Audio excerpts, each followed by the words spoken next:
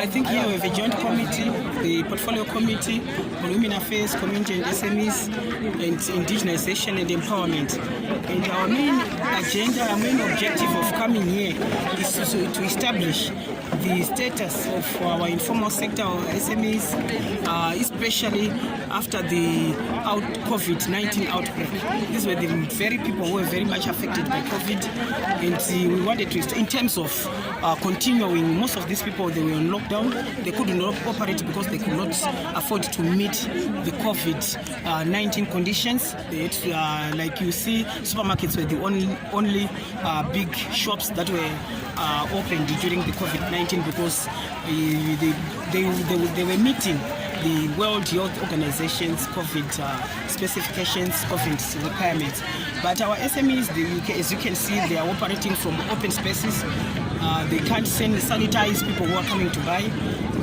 People cannot wash hands. They do not have very good market spaces. So this is what we want to establish as Parliament, and then to inform so that government is informed, because as we speak right now, these are the very people who are contributing a lot to our economy.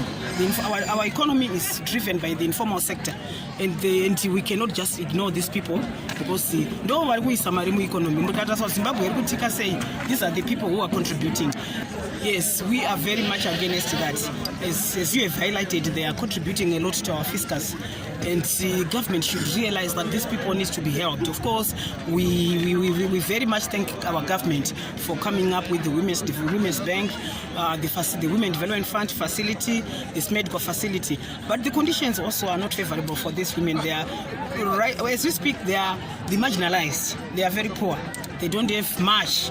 They do not have collateral. If you look at the Women's Bank requirements, they need collateral. These people, they do not have anything that they can use as collateral so that they access these funds. So, as they were saying, how many people, if we are to look at during our meeting, access these funds? Why? Because the conditions are not favorable to them.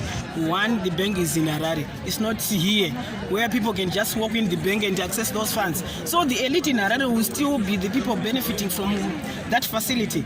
We need the bank here. They need the bank here. They need the Women Development Fund. They talked about it. No one is accessing because they need to travel to Mutare, where there is the post office.